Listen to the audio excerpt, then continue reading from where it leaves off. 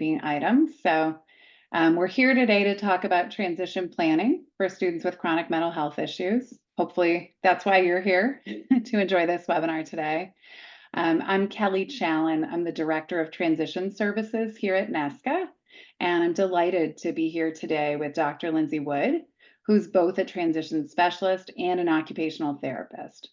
And Dr. Wood also manages our executive function coaching and real life skills programs here at NESCA. I want to talk a little bit just about how to use the chat and Q&A functions during our meeting today. Dr. Wood's going to be really happy to take questions at the end of the presentation. And if you have specific questions that come up as we're going that you think would be good questions for the end, feel free to put those in the actual Q&A feature. And then we'll have time for that at the end. If you have anything more urgent, a term that comes up that you don't understand, a question about content that's on a specific slide, you can actually put that in the chat. And I will either try to answer that in type in real time, or I'll call that out to Dr. Wood so that she can answer that by voice in the moment. So we certainly don't want anyone sitting not understanding any of the pieces of information that we're talking about. But otherwise, questions for the end, sort of trying to keep those to be questions that might be relevant for everyone in the audience. And just please remember that we are broadcasting this out on Facebook, and it's a recorded presentation in terms of sharing any personal information in those questions. So with all of that in mind, I'm going to turn you over into the capable hands of Dr. Lyndsay Woods. Thank you so much, Kelly, and thank you everyone for joining today. So Kelly already did a good job of introducing myself. As she said, I'm an occupational therapist, a transition specialist, and I'm the real life skills program manager at NESCA. I've also been working with transition age youth with mental health challenges for my whole career. So I started my work at a private school for children, teens, and young adults with autism and mental health diagnoses.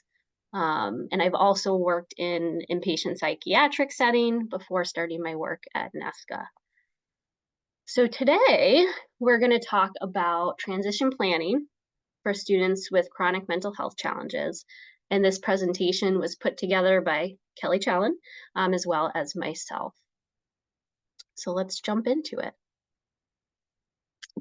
First, here are just some questions that I want to answer today. So why talk about transition services for students with mental health challenges? Why is it important?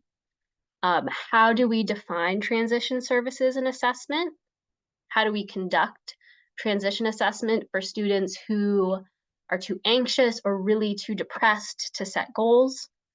What treatment and skill development is critical for students with significant and chronic mental health issues? What other services and linkages are critical when transition planning? And lastly, what's transition coaching and when might it be appropriate versus transition assessment? So I hope to answer all of those questions for you today. I think it's important to first define what I mean when I say chronic mental health issues. So certainly at NESCA, we have seen a big increase in mental health diagnoses. I would say probably every one of my clients either has a primary or secondary mental health diagnosis, and this even seemed to increase during and post-pandemic. So it has definitely been a major issue. And when I say mental health diagnoses, for the purposes of today's discussion, I'm mostly talking about major depressive disorder, bipolar disorder, and generalized anxiety disorder. But I'm also describing students with more rare emotional challenges that we don't see quite as frequently, like schizophrenia or personality disorders. All of these can have impacts on functioning in daily life, in school, in work. The specifics of each of these diagnoses are important when it comes to treatment, but for the purposes of this presentation, I'm going to be talking more generally about strategies we know are helpful for all chronic mental health challenges. So let's talk a little bit about the statistics and why it's so important to be talking about this today. We got these statistics from the Transition to Adulthood Center for Research out of Worcester. And this first statistic is actually pre-pandemic. So based on my experience and what I've been seeing, I would guess that it's probably larger now. But 13.4% of all children and adolescents have mental health diagnoses. So this is really high. And 50% of those conditions have an onset before age 14.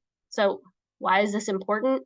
Well, students are having these symptoms early, and that means we really need to think about what we're doing to support them, what we're doing to support transition, what we're doing to support skill building when it comes to these mental health challenges.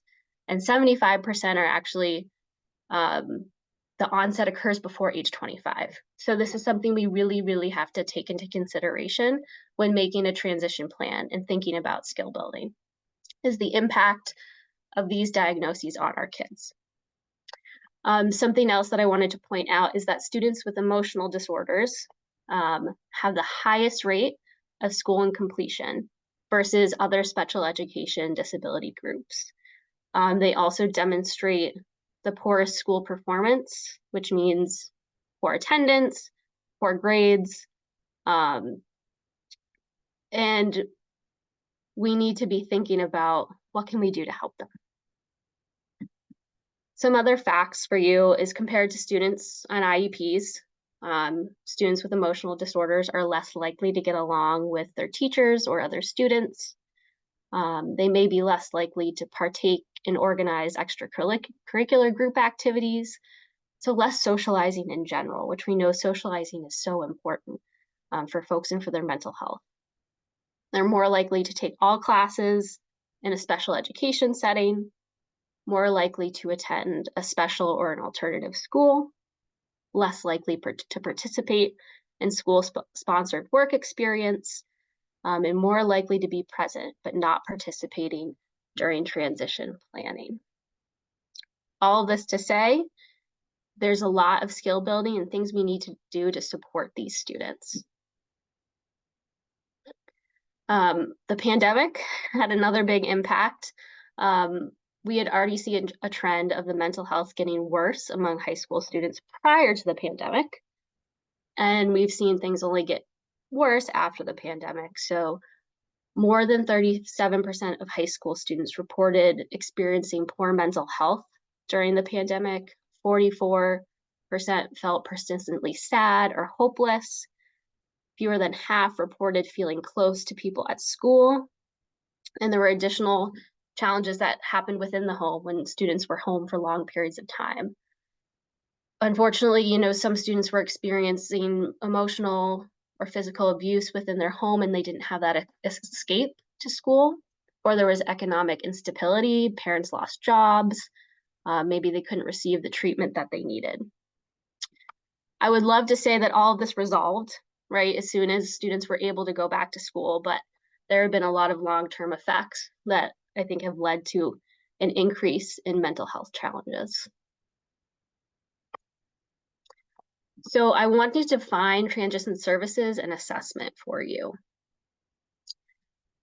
IDEA requires that no later than age 16 federally, but in Massachusetts and New Hampshire, it's 14.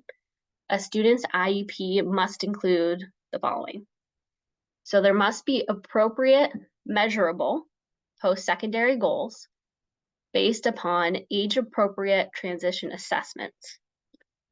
So these measurable goals need to be related to training, education, employment, and where appropriate, independent living skills.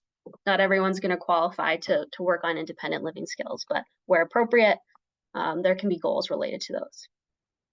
Additionally, the IEP must include transition services needed to assist the child in reaching their goals. So again, this must begin in Massachusetts and New Hampshire. At age 14, we really want to start thinking about transition planning because it takes a while. It takes a while to make a plan, and there's a lot that goes into it. IDEA defines transition services as a coordinated set of activities that's designed to be results oriented. So we want there to be outcomes, right? We created these measurable goals. We want the student to be achieving these goals and moving on to new goals. So we want it to be results oriented. That's focused on improving academic and functional achievement. So not just academics, we're also looking at functional skills. So academic and functional achievement of the child with a disability to facilitate the child's movement from school to post-school activities. So we're thinking about their post-secondary education. Do they want to do any school afterwards? We're thinking about vocational education. Are they prepared for the work environment? Integrated employment, continuing an adult education, adult services, independent living, and community participation. Transition services is based on the individual child's needs and taking into account their strengths, preferences, and interests. So this is very individualized. We're not just having a generic transition plan for everyone. We need to make sure it is individualized to that specific child's needs, their specific strengths, their preferences, their interests. And it should include instruction, additional related services, community experiences, right, to help with the generalization of skills, the development of employment and other post-high school adult living objectives, and then again, if appropriate, acquisition of daily living skills and functional vocational evaluation. This is basically a simplified chart of what transition services are and what we're supposed to incorporate. So thinking of it in 4 words. Like I said before, we're thinking about strengths, preferences, interests, and needs. So how are we individualizing these services for the particular student? What are 4 expectations? We want the student to participate in this process. We want there to be a transition assessment to see what skills the student has and what's still needed and any additional recommendations. We want the transition planning form, which in the new IEP will be incorporated and not separate. And we want post-secondary goals. And again, those goals, we want to make sure they're measurable and we're checking in on them. 4 specific goal areas are post-secondary education, employment, independent living, and community involvement. And 4 concepts we want to keep in mind. We want this vision driven, the student's vision. We want to know, what does that student want for the future? And let's focus on moving in that direction. Again, we want it results oriented. We're having these measurable goals. Let's make sure they're meeting them and figuring out how we need to modify things if they aren't. We want it coordinated. There's a lot of people involved. The last thing we want is multiple professionals working on the same thing, but going in different directions. We want to make sure teachers, therapists, occupational therapists, outside providers, parents, the student, all working together in a coordinated fashion and that everyone's communicating what's being worked on and where. And then we're working towards academic skill building and functional skill building. Just to define transition assessment for you, it's an ongoing process, and I think that's one of the key words is ongoing, of collecting data on the individual's needs, preferences, interests as they relate to the demands of current and future working, educational, living, and personal and social environments. I want to point out the word ongoing because maybe your student has one formal transition assessment, but it's important to keep checking in. How are they progressing towards those recommendations that were outlined? Has their vision changed? Do we need to pivot? Do we need to shift? Do we need to do another formal assessment because things have changed so drastically? It's an ongoing process, not a one and done. So I'm going to talk a little bit about conducting transition assessments and what we specifically keep in mind for our folks that have mental health diagnoses. First of all, transition assessment includes formal and informal measures. Some of the formal measures, achievement tests, aptitude tests, maybe occasionally we do intelligence tests, although oftentimes we take that from the neuropsych. Personality scales, executive function assessments, vocational tests, work readiness tests. We're looking at their MCAS scores. And then there's a lot of informal measures involved as well. And these informal measures can also be a lot more manageable for folks who have mental health diagnoses to complete during testing, because for the most part, none of them are timed. It's a little bit more casual. It's a little bit easier to engage in. So maybe we're just doing observations in the community and seeing how they're doing. Maybe we're having them fill out some questionnaires, rating scales, maybe an informal assessment of financial skills, transition planning, some structured interviews. There's all sorts of informal measures we can use when conducting transition assessment. And I would say none of my assessments have been the same in terms of what specific formal and informal measures I've pulled, because it is so unique to that individual. And we have so many things we can pull from. We can create an assessment that's really individualized. When thinking about folks with mental health diagnoses and challenges, there's a lot of things that come up and that we have to think about when putting together our assessment. So first I'm going to talk about the challenges, and then I'll address, okay, what are some things we can do? Showing up when you're anxious, when you're depressed, getting somewhere can be really hard. Maybe you're just too anxious to get there. Maybe you're really depressed and can't get going in the morning and don't have the motivation to go. And then sustaining effort and motivation is tough. Our assessments are long. I mean, it's scheduled from 10 to 2:30 with an hour break for lunch and breaks in the middle. So that's the typical amount of time spent on transition assessment. So the ability to sustain effort for that long when you're really depressed or stay motivated, it's hard. It's really hard. There's the possibility of becoming distressed or dysregulated. So if we're doing an aptitude test, for example, that's timed, that can cause a lot of dysregulation for folks, especially that timed aspect. Naming goals and personal strengths can be really hard for folks who are depressed and just can't picture a future and can't think about, they may think I'm not good at anything. So it can be really hard to dig into that information. And then a lot of these folks have poor performance on standardized tests. There's a lot of test anxiety. They get in their own heads. The timing aspect is hard. So these are all the challenges we're thinking about when putting together an assessment for folks with mental health diagnoses. What are some things we can do?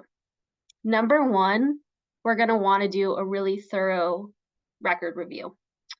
I want to understand, first of all, what has already been done, and I don't need to repeat, because I would love to be able to create a shorter battery and a shorter testing day. So let's look at all the recent history and dig in deep and see what's been done. What can I eliminate from my testing? Because I know I already have results somewhere else that I can comment on. I'm also thinking about creating a really thorough history. I want to know all about this client before they come in. I want to interview family, therapists, read prior history, understand their preferences and interests before they even arrive, to get a good sense of their needs and what they're going to need during testing day.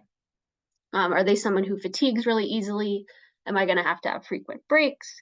Do we have to shrink the testing day because, previous testing, they were only able to sit through an hour or two? I can get a lot of that information through a thorough history review. One of the big ones is previewing. So I will talk to families and basically ask them, what's going to help your child get through this testing day? And what can I preview to help make it better? So I'll tell the families, this is what to expect.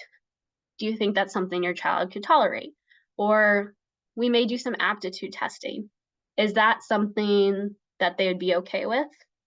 Are they going to be okay with doing some of those math and reading and visual spatial activities that are timed? Or is that going to be triggering and we should just forget about it and get the information in other ways or pull from old assessments? With some students, I will actually set up a call ahead of time and talk to them a little bit. So I can give that student information directly. I can let them get to know me, and I can ask them, what's going to help you? I've had students who said, you know what, I can only do 2 hours. I know myself, that's all I can do. So what should we do? And in those situations, I'll say, okay, thanks for letting me know. We'll do anything that has to be done in person in those 2 hours.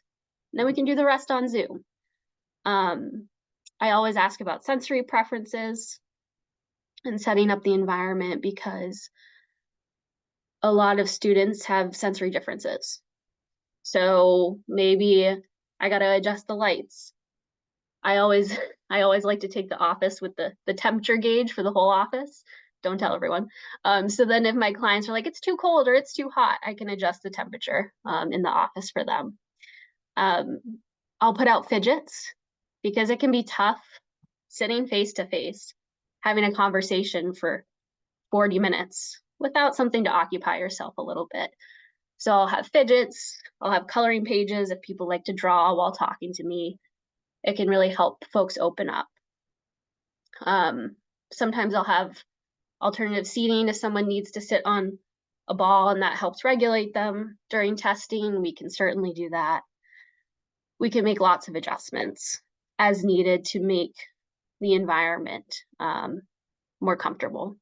I'll also always put out a list of what we're doing for the day so they have that in front of them, which can be helpful for people. And some folks I've given that ahead of time because they just need that preview to know, okay, this is what I can expect. Like I said before, a shorter battery is really good for people with mental health challenges or doing some things in person, finishing up on a different date virtually. I like to pick easy tests when I can. If we don't need an aptitude test, if it's not important for that particular client, then that's a good one to take away because that can be really stressful for some folks. So maybe we focus more on some simple checklists, Likert scales. With open responses, some people prefer just to share it with me rather than writing it because writing it all down can be really hard and training for them. And so they can just give me their answers and I'll scribe for them. Lots of modifications we can make. Other things to consider, we really like to triangulate data. So I'm doing structured interviews with parents, teachers, providers, because usually everyone gives me a slightly different view of the student's skills. And I like to take all of that information and figure out what's in the middle. What's the truth behind all the different responses. We can do both clinical and real world observations. So with some students, I'm going in person and maybe we're going out to lunch and I'm observing their skills at lunch. Maybe them observing them at work. Sometimes with certain students who have trouble with self-understanding, we may reduce the amount of self-reporting that they need to do in transition assessment. I also like to do more than one interest inventory to ensure people aren't just checking randomly, make sure they overlap in their responses and interests. We'll repeat questions in different ways to help students think about things from another perspective. And then in terms of the content, I'm providing recommendations on training and education, employment skills, independent living skills, community resources. And then sometimes we use activities and experiences as assessment tools. Like I said before, we can actually do an activity as an assessment. Maybe I'll have a student make a cup of coffee or go downstairs and make a purchase, and I can see how they do in those situations. So a big part I want to focus on during this is what is the critical treatment and skill development? When thinking about transition planning for folks with mental health challenges, what do we really need to think about as they make their way towards adulthood? What needs to be built? For all folks, for all young adults with disabilities, these are the areas that make a big difference in post-secondary life. Self-awareness, right? Knowing who you are, being able to advocate for those needs because you know who you are and you know what supports are important. That's huge. Goal setting. And along with goal setting, following up and checking in on your goals. A lot of people can just write an initial goal, but then nothing comes of it because they're not checking in. So that ability to check in and see how you're doing and seeing how you're progressing, super important. Perseverance. Life is hard in adulthood. There's a lot of things that can come up. So having the coping skills to persevere through those tough times is invaluable. The use of available resources. When I do transition assessment, I would say, I don't know, 95% of my clients have no idea what services are available to them outside of school. So understanding, first of all, what they are, and then actually using them, that's huge. Having the emotional coping strategies, like I talked about, you're gonna have to persevere, you're gonna have to go through challenging times.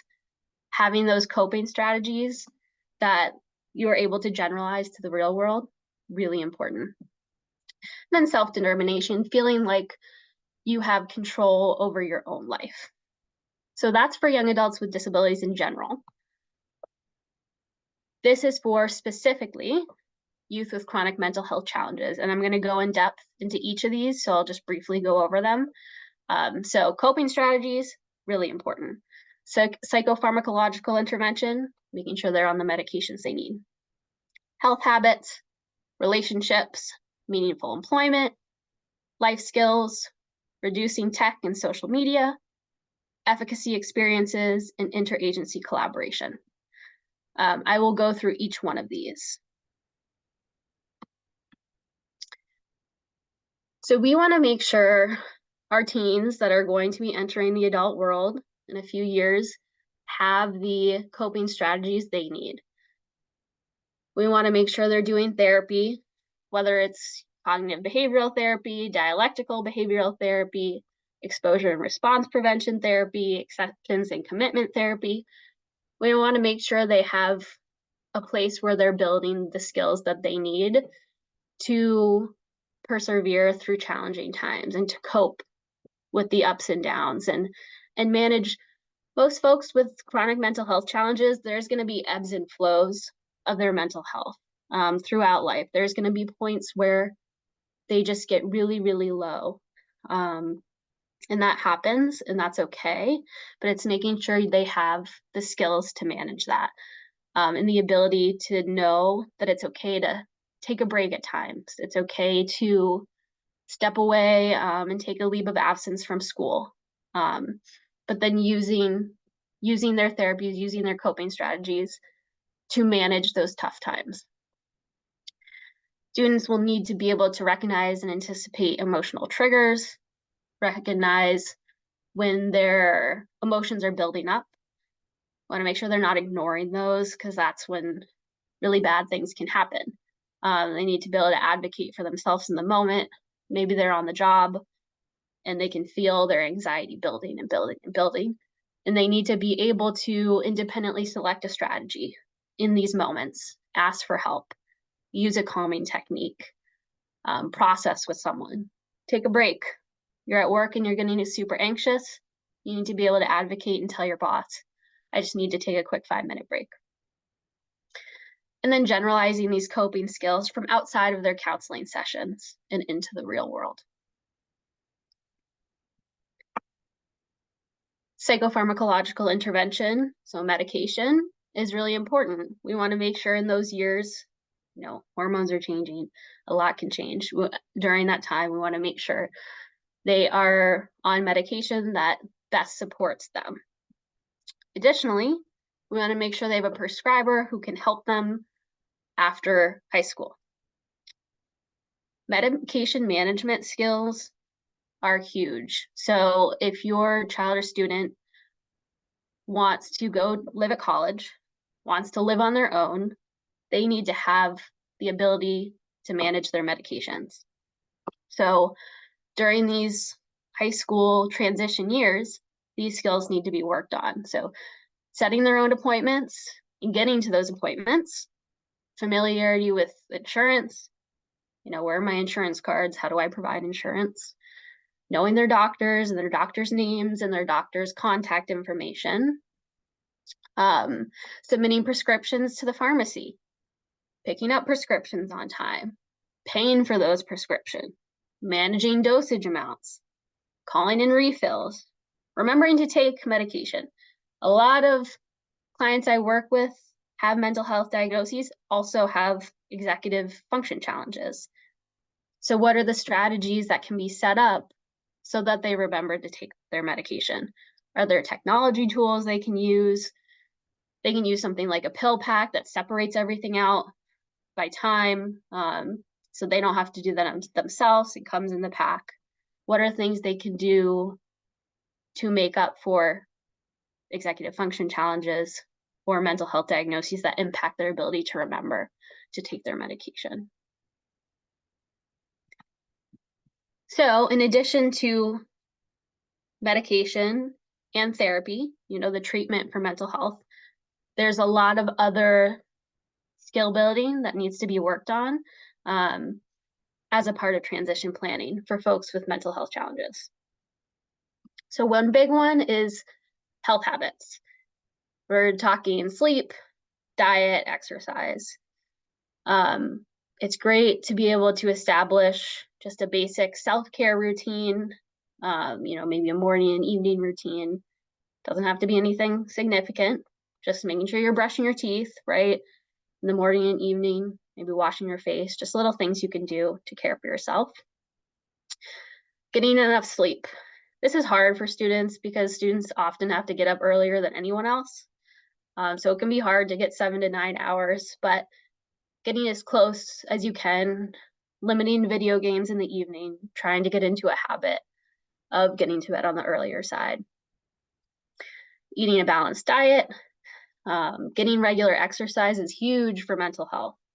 Getting outside, getting on a walk, breathing the fresh air is really, really important and can be really helpful. Avoiding or minimizing drug and alcohol use, and any daily body-based stress reduction, breathing, meditation, progressive muscle relaxation, yoga, a nice bath with like a bath bomb, some music, something to relax the body. Now, all of this can feel like a lot, especially when you're not doing any of these things. So starting small too is really important.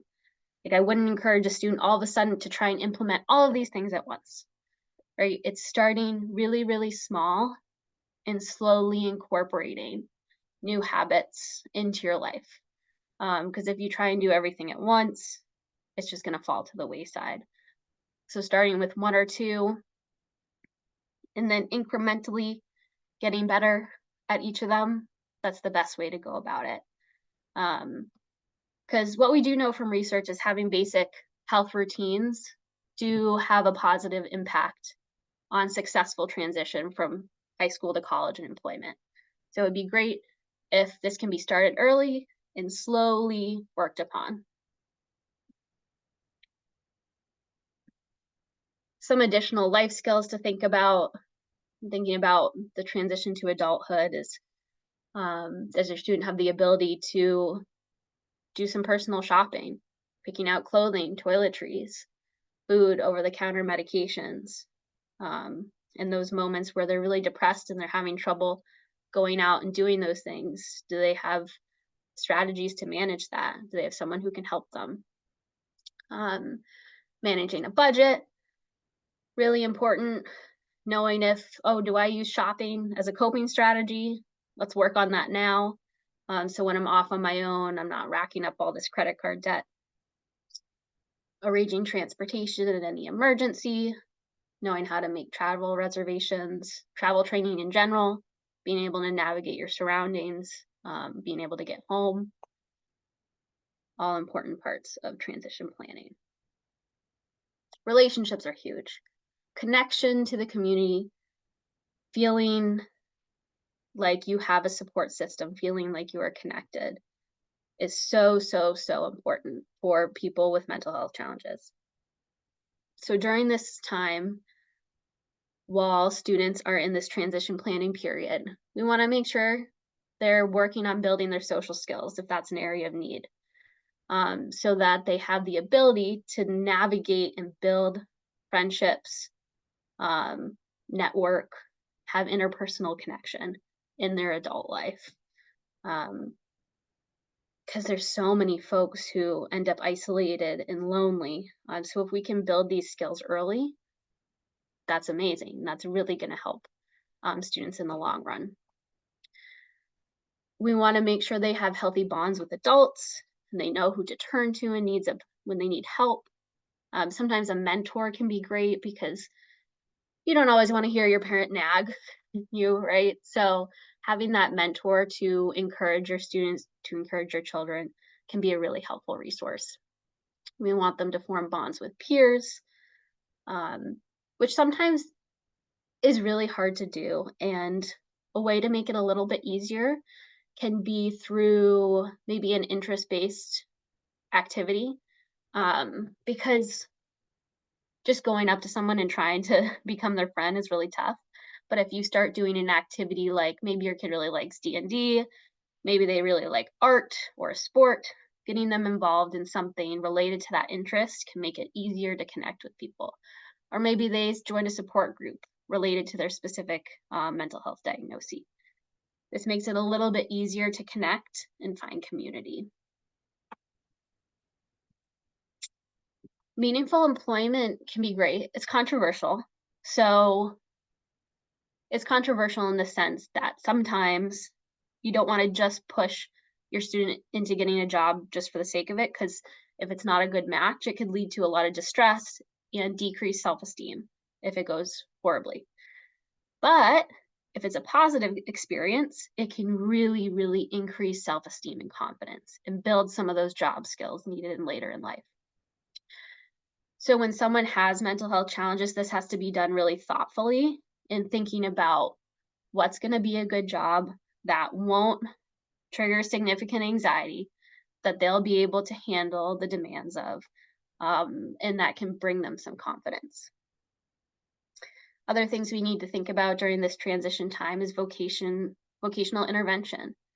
What training and skills do they need to build related to jobs? Do they need career counseling? Do they need support applying for jobs?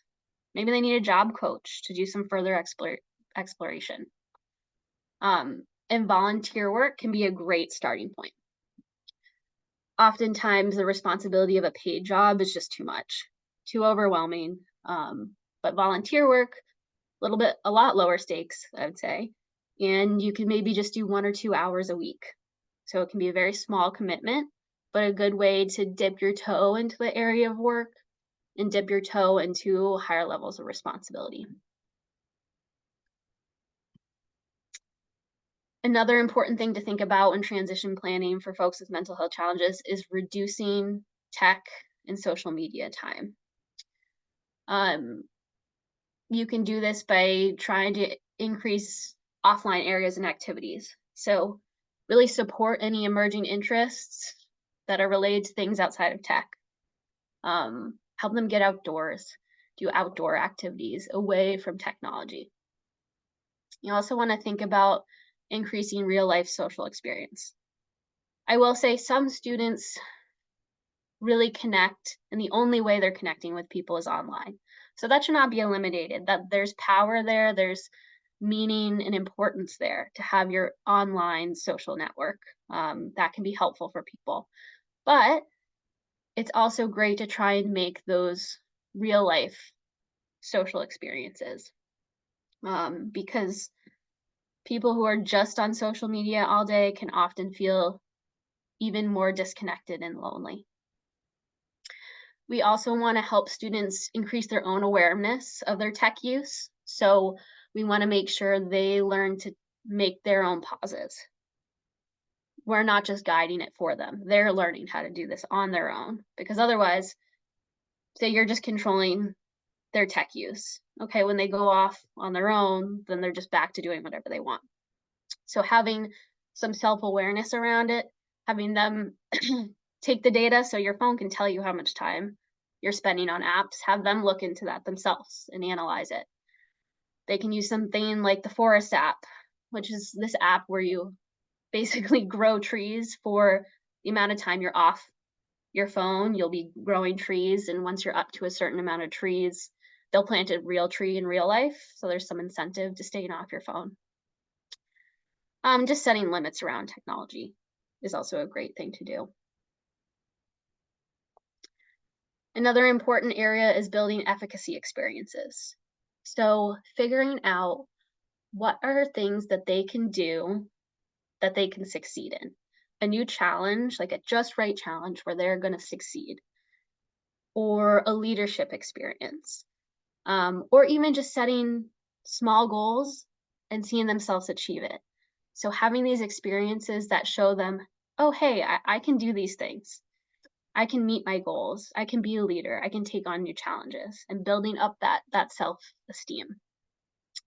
Sometimes it's helpful to observe similar peers succeeding, or having a mentor help them through these experiences, and just providing encouragement and praise and positivity to your student or child while they go through these experiences, and congratulating them on their wins. Interagency collaboration is really important. Like I said before, oftentimes students have no idea what community supports are out there. So even using an IEP goal or objective to identify new or additional community partners and community supports that the student can use in their transition planning or in adulthood, it's a great thing to do. Involving those adult agencies, so Department of Mental Health, Mass Rehab, in the transition planning process. You know, they can come to IEP meetings, they can be a part of that process and thinking about that transition to adulthood. And then build a team around your student that will last beyond special education. I mean, if you think about it, your students had a team around them since they started school. They're about to make the biggest transition of their life into adulthood. You don't want them to all of a sudden have no team at all. So figuring out what is that team, you know, they're therapists, maybe adult agencies like I talked about, MRC or DMH. Do they have an executive function coach?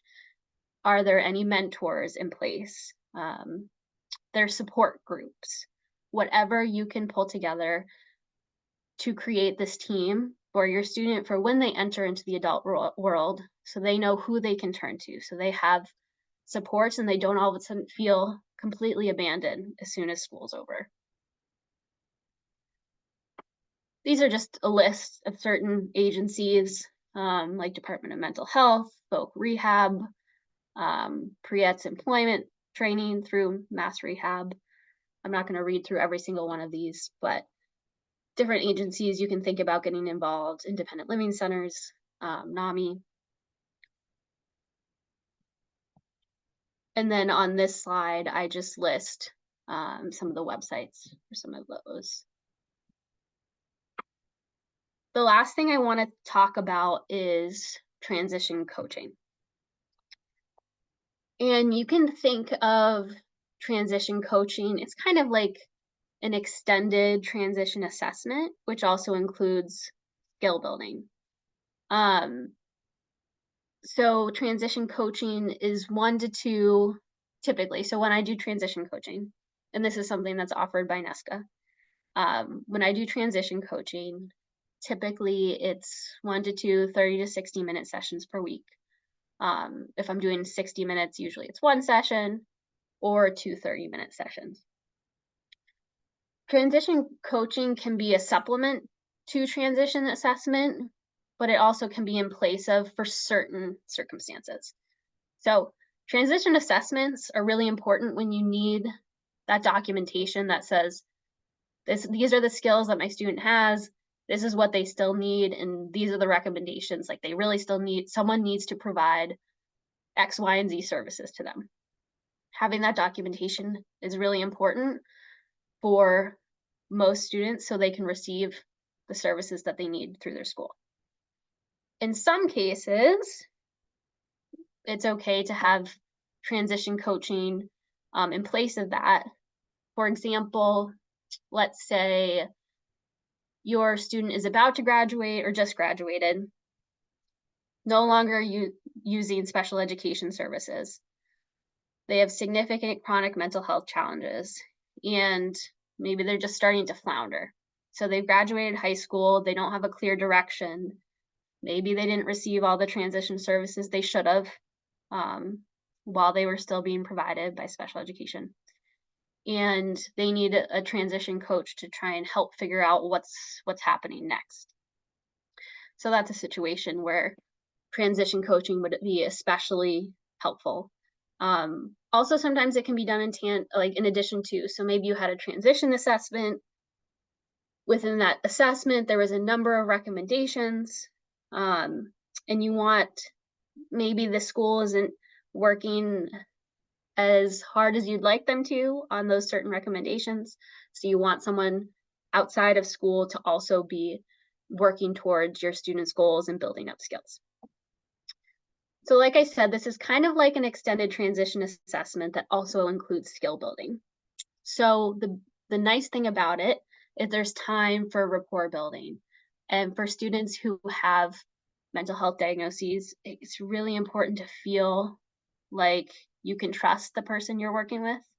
And with transition assessment, it's only one session. It's hard to build, there's still some rapport building, but it's hard to build a close connection in one session. So with transition coaching, you have the time to build up that rapport. And then you're going to develop goals and the vision a lot slower, which is also great for people with mental health challenges because, like I said, it's hard to come up with on the spot. What are their goals? What's their vision? Sometimes this has to be a slower, more thoughtful process, and it takes a little bit longer. It takes many sessions to come up with those answers. And then through coaching, we can do a deeper dive into educational and vocational exploration. We can do, we can do thorough research. We can do informational interviews. We can try and set up job shadows. Like, there's a lot more we can do through transition coaching. We can work on skill building. And then the thing I want to point out is what I always do, because this is something I do a lot, this transition coaching, and what is extremely important for folks who have mental health diagnoses, and especially those students who maybe just graduated and they're kind of floundering, they don't have a lot going on. While we're making this timeline and plan for their future, I want to simultaneously support and build engagement in life activities. Because if they're sitting at home for weeks, months, as we put together this plan, that's not going to do them any services, and they may lose motivation to move towards their future. So we need to help engage students in life during that time. And that can be anything, right? It can be a recreational sport. It can be volunteering once or twice a week. Going to a local gaming shop and playing D&D or Magic for a couple hours. It can be anything to get them engaged in life. To give you a clear understanding, I just want to finish with a transition coaching case study, so it can be clear when transition coaching is helpful. So in this situation, I have an 18-year-old young man. He's diagnosed with generalized anxiety, social anxiety, major depression. He graduated from high school and then had an inpatient hospital stay for suicidal ideation following graduation. Now he's discharged home. His mental health is better, but he has no current programming or plan for his future. His strengths are that he's very bright, very intelligent, loves basketball, loves D&D, great at math and physics, and loves animals. So the challenges that we have to deal with, and he has to deal with, he is rarely leaving the house, but he really wants to have fun with friends. He has no driver's license, but wants to drive. He thinks he wants to go to college one day, but doesn't even know where to begin or what to study. He has no clue what he wants to do for a job. So he's just kind of home, has no clear direction, very socially isolated, doesn't know what to do. So as a transition coach, first and foremost, like I said before, my number one goal at first is to find opportunities to get him out of the house, to get him engaged in life, because that can, first of all, improve his mental health further. That can lead to new social connections, that can lead to more motivation to do other things that are a little bit more challenging. So we want to start with something really easy that gets him out of the house, gets him enjoying life, and gets him moving. So let's think about his strengths. He loves D&D, so maybe a D&D group. There's lots of different groups at gaming stores. There's lots of different groups you can join if you're interested in D&D. He loves basketball. Maybe you could think about volunteering as a coach or being a coach's assistant. Maybe there's an adult league that he could join to play basketball. Maybe he could go to the rec center and play with people there. He could do some volunteering at an animal shelter because he loves animals. And that's a very low stakes way to get out into the community. Maybe once or twice a week, we get him set up to go to the animal shelter. So that's one of the first things I'm thinking about. I want him to engage in life, have these efficacy opportunities, right? A little bit of a challenge because he's really scared to leave the house. So just doing something out of the house is that challenge for him. And building up his self-confidence, his engagement in life. We're also in tandem going to be working on his specific goals. So what does he want to get out of our sessions together? And SMART goals, if you haven't heard of them, it's making sure they're specific, measurable, achievable, relatable, and time-based. So he's forming these goals for himself that he's going to measure and track through our time together. He's interested in school. So we're going to research specific degree options at the local community college because he says, I couldn't go straight to four-year college. That would just be too much. Let's see where the options are close to home so I could still live at home, but start to further my education. Along with that, we research careers. He loves math and physics, extremely bright. So we start looking into different math and physics-based jobs, set up some job interviews or informational interviews when he's ready. We practice ahead of time so he feels prepared. And then with a lot of that information, we can start to put together a specific timeline of when he is going to go to school, what he wants to do for the future. Then we think about the driver's license. For a lot of things, you have to be able to drive so you can get there, especially when you live in suburban towns and public transportation isn't great. So we think about his driver's license, what are the steps involved? Let's create a timeline there.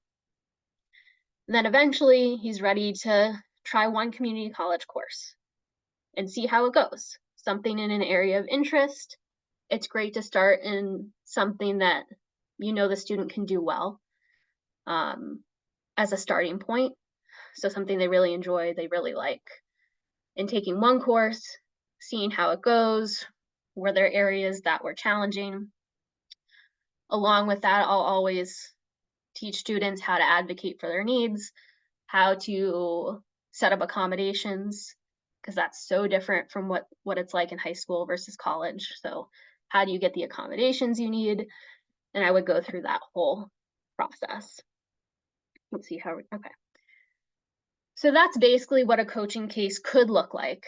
Again, these are so individualized, so it's going to be really different for everyone.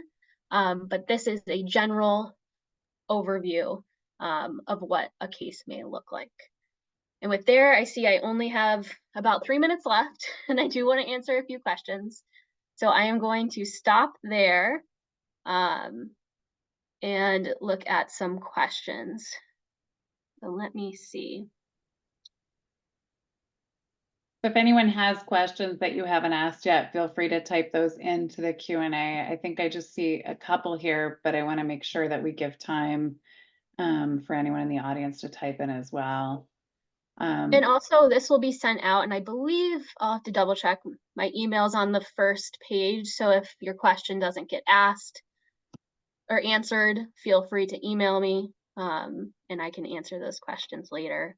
We should be emailing out the slides tomorrow. There's a question here in the Q&A about when the slides will go out. We should be emailing them out tomorrow, but just full disclosure, one of our marketing staff is ill today. So if it takes until Friday, hopefully that's okay with everybody here. I see a raised hand here, Helen. I think I can allow you to ask your question live if you want to. Oh, you're just asking for Dr. Wood's email. It's literally LWOOD at nesca-newton.com. And you can see that nesca-newton.com on the bottom of every slide, or here it is on the first slide of the presentation. So that will be included for any sort of follow-up slides. Helen, I'm going to click allow you to talk in case you have more that you wanted to ask. Was that everything that you wanted to ask was just for Dr. Wood's email address? Okay, I'm gonna guess that that was all. I do have one question here, Dr. Wood, which is, I think, a question that we get a lot in transition. Just this idea that, you know, it seems like my kid has so many skills that they need to build. Yeah. How do we actually prioritize? That's a great question.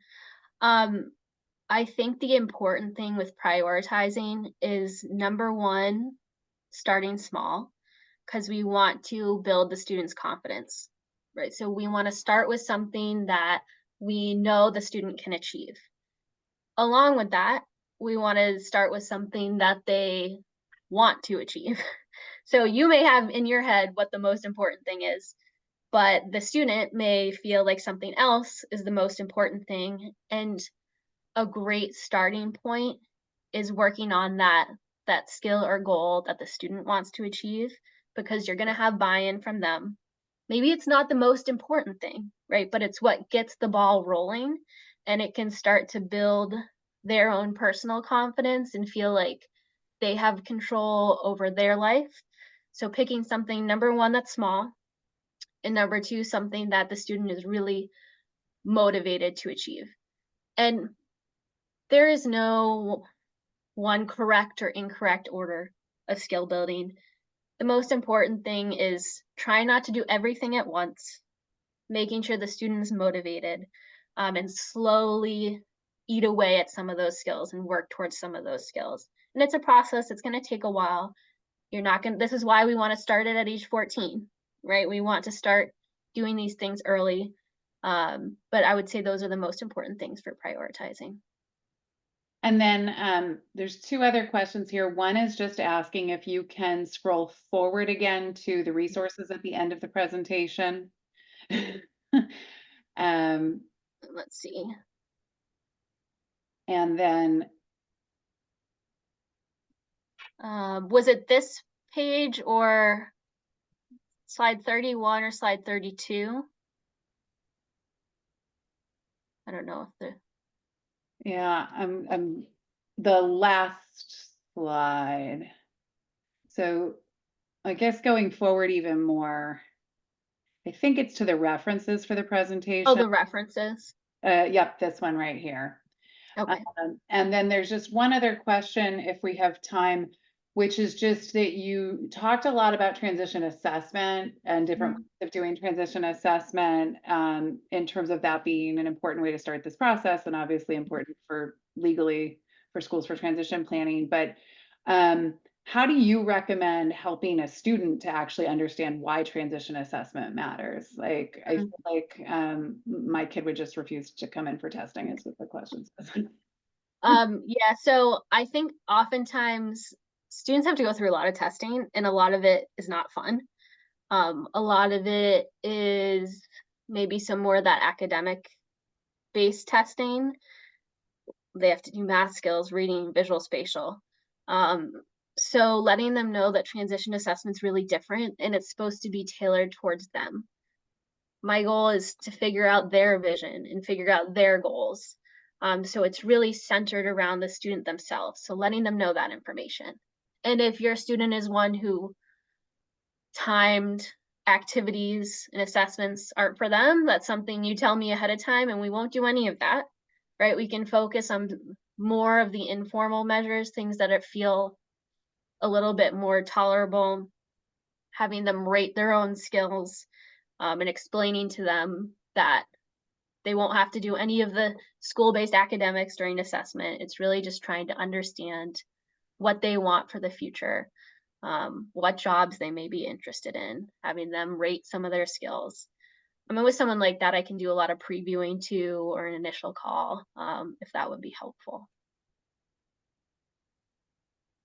That's great. Thank you so much, Dr. Wood, for all of this wonderful information. Thank you to everybody who's been watching this webinar here in Zoom and out on Facebook. And we will do our best to get the presentation slides out in the next day or two to everyone who registered for the event. Thank you so much. Thank you, everyone.